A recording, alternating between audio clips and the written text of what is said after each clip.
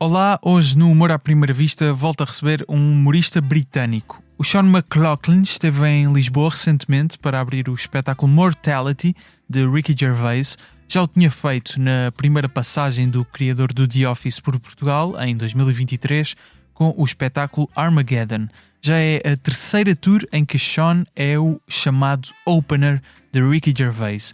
O humorista também já atuou em Portugal a solo e está de regresso em junho com White Elephant, com datas em Lisboa a 23 e 24 de junho e no Porto a 22 de novembro. Esta entrevista foi feita em inglês, estão disponíveis duas versões, uma original, em inglês, outra traduzida para português. Esta é a versão em inglês. Conversámos sobre como é que o Sean chegou aqui a abrir a tour de um dos maiores humoristas do mundo. O Sean apresentou-me também uma teoria que explica porque é que a stand-up comedy está a explodir em todo o mundo. Fiquei a conhecer a história de uma atuação em Los Angeles para 17 mil pessoas, que na verdade mais pareceu uma missão Apollo, e descobri que apesar do Sean não viver em Portugal, não está muito longe disso. Humor à primeira vista.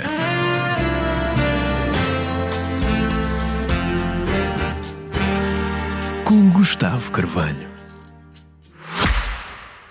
Quantas horas por dia está online? E quantas vezes já abriu as suas redes sociais hoje? A tecnologia trouxe-nos a vantagem de estarmos mais conectados com o mundo, mas qual o impacto de estarmos sempre ligados? Saiba a resposta a esta e mais questões no Digitalmente, o novo videocast da Vodafone, com Ana Galvão e José Condessa e muitos convidados especiais. Um novo episódio do Digitalmente está disponível todas as semanas no YouTube, Spotify e Apple Podcasts da Vodafone. Together we can. Vodafone. Welcome, Sean. Thank you so much for being here. My pleasure. You are in Portugal to open for Ricky Gervais the Mortality Tour, once again at a sold-out MEO Arena. You already performed in Portugal with a solo show, yes? Mm-hmm. And opened for Ricky in the same arena in 2023. So, you have performed in Portugal's biggest arena and also in intimate, smaller rooms and theaters with your solo show. How has been the experience with the Portuguese crowd? Well, Portugal was a place I'd never performed in until I did the arena 2 years ago. And I didn't know much about the scene here. I do a lot on the continent. I've been all over Europe, but Portugal was for some reason a place I'd not performed in. Yeah. And it was one of the best shows I've ever been part of. The tour? I honestly think it was maybe the best show of the tour, was the Lisbon show. Yeah. And you don't say that to every podcast in other countries, I'm right? certainly not saying that I mean, there's some cities I can name and I'd rather not. Yeah.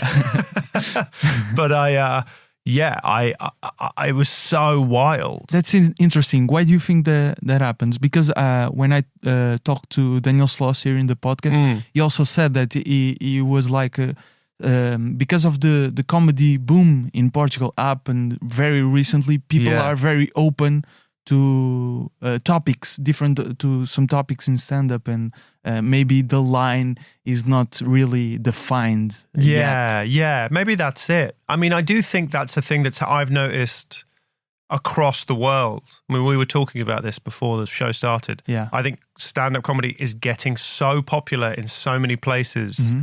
And so the idea there's a boom in this country does not surprise me. This is a smart, educated country. Yeah. I mean, it's a very international place. I think that usually helps. There's a lot of different cultures, a lot of different things. I mean, the thing is, I perform in Britain mainly. Yeah. And I love where I'm from. But I think the people are quite miserable. People are quite sad. And I come to Portugal and people feel happier. So, that show was a real eye-opener. And I immediately put in some solo shows in a smaller venue. After that Ricky Gervais show, after you opened for Ricky in the Mortality Tour, no, Armageddon tour. Armageddon, actually, the Mortality is this one, sorry. Did you get feedback from social media? Portuguese fans? Loads. Yeah. And I was sort of, normally on these tours, it's up and down, but normally you get a lot of nice feedback. I get a few fans if I've done okay. But there was such a reaction here. And so I wasn't thinking of putting in solo shows in Lisbon. Oh, okay. And then I immediately booked in a small theatre too, sold out straight away, put in another one. And they were just amazing shows, you know. And I came for a weekend with my wife. We came here, we did the shows in the evening. It was the first time I think she was proud of me. So I thank you. I thank the people of this city for that. The first time your wife was proud of you was in Lisbon. Yeah, because she said, "Oh, look, you've in sold..." how many years of marriage? I mean, 5.5 years. We've been together 8 years. I tell you what I do think. I think actually the Portuguese humor, as much as I know it, is pretty similar to British. Like, I think there's very dry. Yeah. I had a taxi driver yesterday and he was making these jokes that were so dry, pretty dark. There is an easy translation there, I think. Mm-hmm. And it reminds me a lot of, because it's a Catholic country, is it? Yeah. And I was raised Catholic. My dad's Irish. I think there's a sort of link there between the kind of, I wonder why, but it feels less foreign to me, the sense of humor here, than some other countries. Okay. Yeah. And how was the performance with the solo show? I loved it. In those intimate theaters. They were beautiful. I was at the Teatro Bocage, I think. Is that how it's pronounced? Yeah. And I did 2 nights and... he's a very famous poet, Bocage. Bocage, is he? Yeah. Is that right? Yeah. Well, I'm sorry I ruined his name by performing fart jokes. But he was like a dirty poet. Oh, was he? Yeah, he had a lot of comedy in him. Oh, wow. Yeah. Well, it was a beautiful venue, and I got to meet so many people. People came from. It was very strange. I had like a basketball team came from Porto. A basketball team. A women's basketball team. So I was doing photos after the show with people, and there was this period where there were like 5 women who were like, I'm tall. Yeah. And they were like, "Oh yeah, we've come from Porto to see you." So that was pretty cool. That doesn't happen every show. Do you have a basketball beat or something? No, I don't know anything about basketball. Like nothing. Yeah. But I loved it. A very specific group of people. I mean, if that's my niche, that's my niche. Yeah. Today we are recording the morning of the Mortality tour, the show you will be opening for Ricky Gervais once again. Only a few comedians are able to say that they opened for one of the biggest names in comedy, and you have already opened it for Bill Burr also, right? Yeah. At the Royal Albert Hall in London. So how does this happen? How does one comedian get to open for Ricky Gervais in, I think, 2 tours already? Yeah. This is the 3rd tour. Yeah. 3rd, yeah. Actually, okay. It's been it's like anything in show business or in life, you need luck. And I would happen to be the right person at the right time. But he was coming back to stand-up comedy after many years away in 2017, I think. Yeah. And he does warm-up shows in London with 3 other comedians when he's building up the material. Yeah. And I had the same manager as him very briefly during this period. And one of the comedians on these warm-up shows pulled out on the day. They couldn't do it. And I just got called in. And it was just out of nowhere. And then I got on with Ricky. I had a good show. I assumed that was it. Yeah. But then over the next few years, he was doing this comeback tour, Humanity, and occasionally his regular support act couldn't do it. And they would say, "Oh, do you want to come and do it?" And I usually got the ones that I could tell the regular support did not want to go to these shitty towns in like Plymouth and like the worst parts of England. I had to go. But eventually it snowballed. I feel very lucky to be able to do it because I get to travel and play great venues and I can't complain. And do you think you get better by working closely with comedians like opening for comedians like Ricky Gervais and Bill Burr? Yeah, I do think you get better because you just have to. I mean, you just have to, because playing huge rooms is not natural. Yeah. Especially not for where I was. I was a dirty club comic, and like, you have to learn to compose yourself better on stage. You have to learn to sell jokes in a different way. You just get better because the bar is higher, So I'll put it in basketball terms for my fans, because all my fans love basketball. if you're playing with Michael Jordan or LeBron, you have to get better so you can play with them. I feel very lucky. It's improved me as a comic and yeah. So you opened a few dates for Ricky and then became his supporting act? Yeah, sort of. Yeah. And then the Bill Burr one was just a one-off because a promoter who was taking him had worked with me. Okay. And I had to submit a couple of clips to Bill with a few comedians did, and I got chosen. So that was a real treat. So when I met Bill Burr in the dressing room in the Albert Hall, he'd already knew my stuff and my style. That's incredible. It was that's a special thing because you get a lot of doubt in this job. Yeah. And you don't know whether, and so when something like that happens, that can last a year. Yeah. That helps pump you up for a year. Of course. I would say that also a special thing you did alongside Ricky was the iconic Hollywood Bowl, an open air spot in Los Angeles for 17,000 people. Yeah. Usually comedians don't like open air spots because I believe it's more challenging environment for comedy. Maybe you don't feel the laughs as much. How was it like? Because it's really a iconic place to perform. It was so crazy. I'd never been to Los Angeles. Yeah. I'd never even been to California. Yeah. Like it was, and suddenly I'm at this, the biggest. It's not even a room. Normally I say the biggest room I've played. It's not a room. It's a canyon. It's like. And Dave Grohl is there, and Dave Grohl, and half of One Direction were there, and all these celebrities, and you just have to accept it's going to be a strange night. And I look back now and it feels a bit like a dream, because you walk out and the sun is shining, and people are finding their seats, but then it's 7:30, and then by 7:50, sunset. The sun has set. Yeah. So the atmosphere is always changing. Yeah, that's incredible. The laughs bounce around in a different way. Yeah. And it's like a moonwalk, you know? Yeah, that's how I felt. Because the stage is like 5 times bigger than any other stage. Yeah. And like they announce you. This is the crazy thing, the Hollywood Bowl. Normally, like you get announced, even in an arena, and then you just walk around, you just walk onto the stage and that's that. But the Hollywood Bowl, because it's built... It's so enormous. It's like a warehouse. There's like an airlock. There's like a door that they have to pull open before you walk on. So I was announced.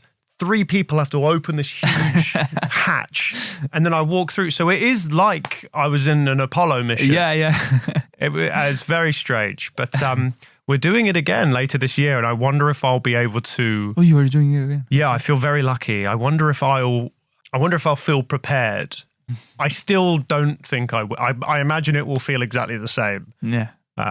But yeah, I mean, it's a great thing to say to do. For a comedian who nobody has heard of, I've done a lot of cool things. I feel very lucky. And my wife is coming this time. Oh, that's so maybe she'll say she's proud of me again.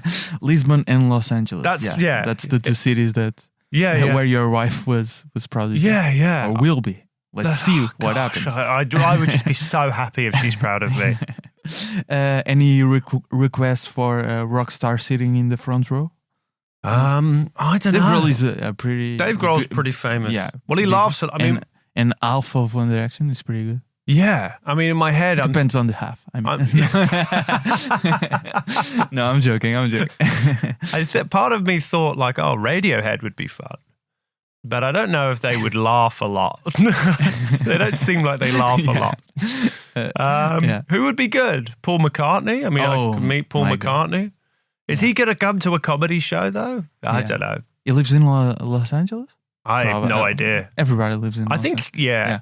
Everybody's in LA, like John Mulaney. Yeah, exactly. Who would you like? If you were at a show and there was any rock star is next to you, or a musician, say. Yeah.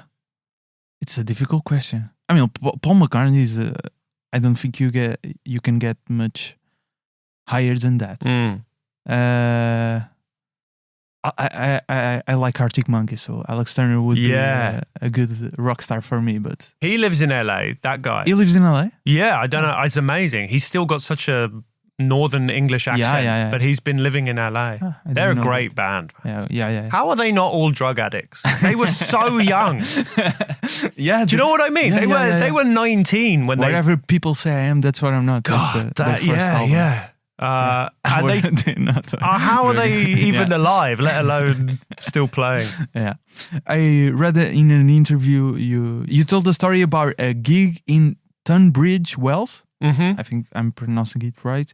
You are the only unpaid act on a lineup of pro comedians. Yeah. You all had a chat before the show, and they all went on about how badly you would inevitably do. Yeah. Do you think, and actually the gig went great, as you said in that interview. Do you think that mindset of I have nothing to lose because this is going to go bad played a role in actually having a good gig? And actually, is that mindset good for comedy? One interesting question. I've never thought about it like that. I mean, I suppose when you start out, I don't know what the scene is like in other countries, but certainly in the UK. Yeah. You know, you're doing nights where everyone is unpaid and they're terrible shows because the quality is just all over the place. And then hopefully, then you reach a point where you're the only open spot, you're the only unpaid act on a professional lineup. Yeah. And the idea is you're getting used to working with professionals, doing maybe bigger rooms, tougher venues. And that stage I stayed at for so long because I found it really hard to step up. And so that feeling when you go, you've got nothing. Do you nothing. think that's the most difficult step in a comedian's career? I think that's easily for me was the biggest step. Okay. Because you're getting to the point where people trust you more than a professional. That's what you have to do. Yeah. You have to be better than all the professionals. Yeah. And that takes a long time. Yeah, of course. It takes a long time. But there was a feeling of desperation after a while because you're in this same spot and I was working a day job and I just wanted to have a chance to do longer sets to make some money. So in terms of, is it better? I wonder, because I remember that I talked about that show in that interview because it was the first time I was probably the best on that night. Everything was aligned. Everything just, the planets came together for me.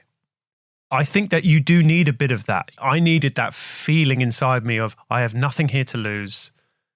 It's a free hit, you know? No one expects you to be good. Yeah. So actually... Always downplay the comedian when you present them, like the host. They do. The host, they really do. Yeah. Is that the same here in Portugal? Or is it? Yeah, sometimes, yes. Yeah. Because or at least don't say like...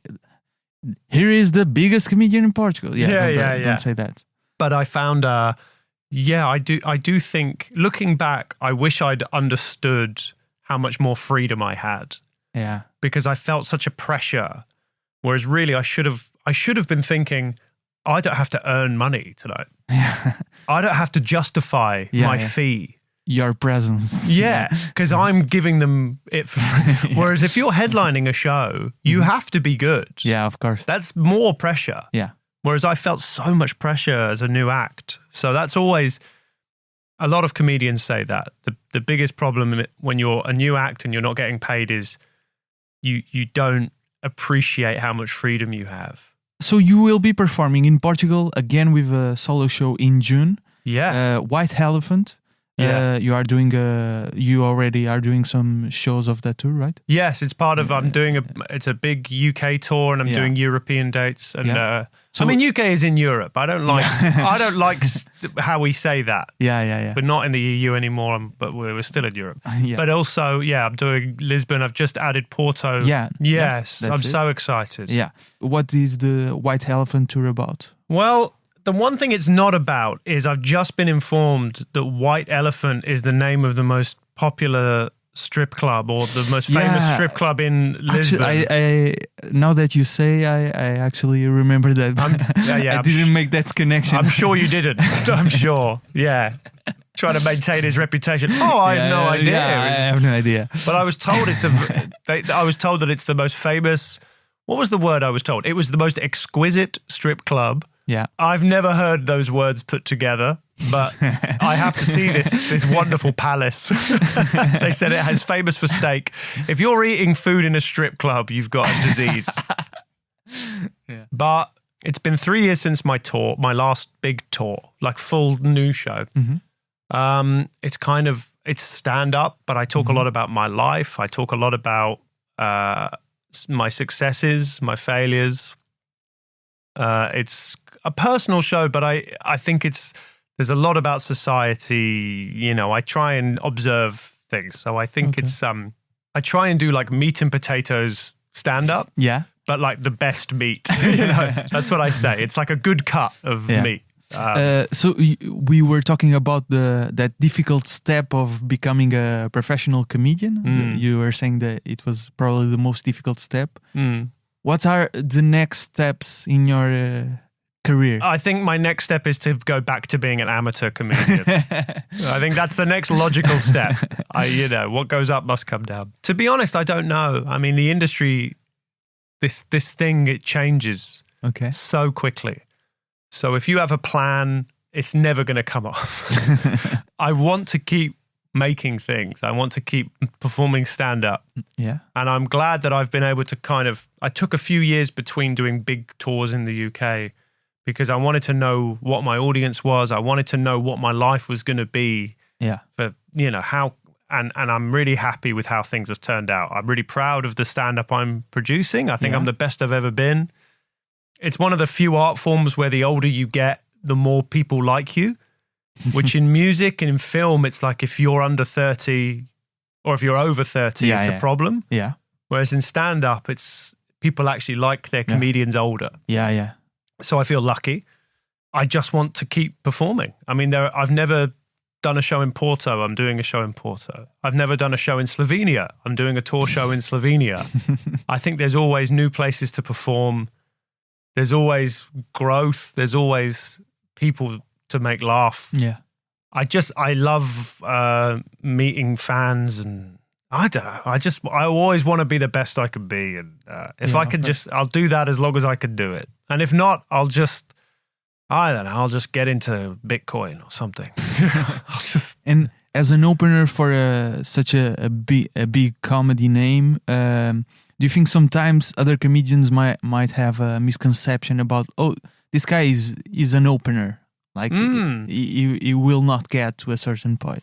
Do you think that it exists? I've never thought it until now, and to be honest, I might have to lie down for a bit. Maybe they do, but also I think it's but it's a privilege, right? It's a privilege. How many comedians can say like it is, and also I sort of try and talk. I say this to myself. Yeah. I go, if this is as good as it gets, then it's still the best. No, you know? That's amazing. Yeah. I mean, I'm playing the same venue as Ricky Gervais tonight. Yeah. I'm playing the same crowd. Yeah. That's amazing. And you are the first comedian they will see. I'm the first and the last, because I might do so badly that they'll leave. But let's also, hope not. I'm sure it'll be fine. But also, it's like, you always want to push forward. You always want to go, am I only an opener? Am I only a headliner? If you're being paid to perform anywhere, you've won the lottery. Mm-hmm. So if I played to 400 people of my fans in a theatre, that to me, emotionally, is the same as if I'm selling out an arena, because they're my people and I get to do my jokes. Financially, it's much worse, but a little bit. But I think a lot of you get on. I don't know. I've done this a while. I've had highs and lows. Yeah. Eventually, I think, well, I'm still here, so I try not to think about how people view it. You know? Yeah. As long as the diary is full, I'm happy. You know. Do you always perform in a suit? Hey, good question. I won't be tonight. You won't be in a suit tonight? No. Oh. Because I didn't bring it. I thought... You forgot the suit? I didn't forget it. Okay. I'm worried it doesn't fit anymore. Oh, okay. So I have a decision to make. No, that's an interesting question, because one of the biggest comedians in Portugal, he doesn't do stand-up, but he always wears a suit. I started wearing a suit in 2018 because my wife commented that I'm a terrible dresser and that maybe people would take me more seriously. Yeah. and I started wearing it, and actually it's sort of completed something. Okay. It's sort of like finished me That's as a comedian. Yeah, I think it makes audiences look at you differently. And at the moment, I'm wondering if I still need it. And tonight we find out. But I do like performing in a suit because I think it means that I self-deprecate, I talk about problems in my life. But if you're wearing a suit, no one feels sorry for you. Because you're doing okay. This Portuguese comedian, he says it's like a work outfit. A uniform, yeah. Yeah. Like a uniform. I know that feeling. I mean, I'm going back to it. I wish I was wearing it tonight. I regret it. I'm going to feel strange. You can still buy a suit I mean, today. I have enough time. Yeah. That would be a crazy use of my day. But yeah, I think also most comics don't wear suits anymore. Yeah. So actually it's quite distinctive. Yeah. And I'm lucky that I'm tall, so it kind of, I don't know. No. It's one of the few items that look good on me as a suit. So we were talking about the comedy boom. Portugal clearly has had a comedy boom in the last 6 years, I would say. No, more. 7 years, 8 years maybe. I think in Europe, comedians usually look at Britain and London as the main references in comedy. Obviously, we have the Fringe Festival in Edinburgh, but I would say mainly London and Britain. Maybe by having an outside perspective of the comedy scene in London, sometimes we can romanticize the comedy scene. But how is it like really? What are the challenges British comedians face right now? How is comedy in London? You are based in London. I'm based in London, and it's still a great scene. Yeah. I mean, the British scene is as strong as it's been since I've been doing it, because the boom in Portugal is happening everywhere. Yeah. I think comedy has never been more popular. I have a theory that it's because every new technological change of the last sort of 10 years, stand-up comedy has fit into it. So like when YouTube came in, stand-up fits on YouTube. Yeah. Netflix, stand-up fits on it. Instagram, TikTok. Yeah. That's pretty rare. Yeah. So we have a lot of access points. That's interesting, yeah. The London scene is brilliant. It's fantastic. Some of the best clubs in the world, some of the worst clubs in the world. But the challenges are like they are in any major city. The price of living in London is now so high. Yeah. And I love London. I mean, I love the city, but it's an expensive place. Yeah. It can be. Lisbon is the same right now. Yeah, I mean, it's all the British and French people moving here and all the Americans. Yeah, crazy. You just couldn't, you had that dig ready from Americans. It's expensive, but also it's a lot of people are trying to do stand-up. There's a lot of comedians. It became like a cool thing to do or try. Yeah, it feels like maybe in the 1960s how everyone wanted to be in the Velvet Underground. So they all started bands or the Beatles, and wanted to be pop stars. Everyone did. It's a crowded marketplace. Yeah. But also at the moment we're at a point where there's enough work because it's so popular. And obviously the blessing of Britain as a country to perform stand-up in is it's not a big country geographically. Yeah. It's a small country. And there's loads of people. Yeah. So you don't have to travel as far to play shows in other cities. Yeah. Whereas if my wife is Canadian and I do shows in Canada. Yeah. And no one lives in Canada. There's like 35 million people. So if you want to do a show in the next town or the next big city, it takes you 7 days to get there. A big trip. Yeah. Whereas in London or Europe, it's an hour, 2 hours, you're in another big place. So there are challenges. Mm-hmm. I mean, I feel lucky that I'm established. If you were starting today, it probably feels like a higher ladder to climb. Yeah. But also with the internet and with with developments in technology, how people, you can get in front of people, you can get people's attention easier if you've got the right thing. Yeah. But it's funny you say that you all look to London. Here's what I would say. People look to London. Because in London, we all look to New York. Yeah. And we all go, New York is the place. but it's the same as what you probably think about London. There's some of the best comedians in the world, but there's a lot of crap. It's a hugely varied. It's probably the same in New York, right? And I went to New York. I remember the first time I went to New York to do comedy, I thought, this is the Champions League. I'm in the big leagues now. Yeah. And I was doing the clubs. And it was the same as anywhere. Yeah. Some of the comics are great, and some people weren't doing as well. And it's the same when I do in the Netherlands. It's the same in Norway. It's the same here. You know, everyone is you're always lumped together. Yeah. So I find it interesting that London is still viewed as that. It makes sense. I think it is. It makes sense. It's the most established scene. In Europe, at least. I think. Some comedians may look to New York already, but London is like geographically is more close to us. So I think we tend to look to cities in Europe. What's interesting, I think, a thing we're lucky at is because stand-up was like an American thing.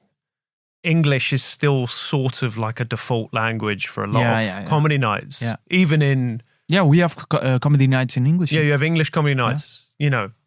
In Portugal. And in the Netherlands, it's the same in Scandinavia, Germany. Yeah, that's interesting. But I think that will shift as well. I think that will... I think people want stuff in their own language. Yeah. So, yeah. Most nights are still in Portuguese, but I think we also had a French stand-up comedy night in Lisbon, or Spanish, something like that. Is there a lot of French in Lisbon now? My taxi driver last night said so many French people are here. And I was like, oh, that's interesting. Okay. And I was listening out. I went for dinner last night. And the accents, I heard a few French, but maybe I was just hearing it wrong. I really don't know, but a lot of digital nomads come from Portugal, and we have a lot of different cultures and languages. Yeah. I feel like, I don't know if you're aware of this, but you know Portugal is having a moment in terms of reputation. Where? Everywhere. Oh, everywhere. Everyone is talking like, I would love to live in Portugal.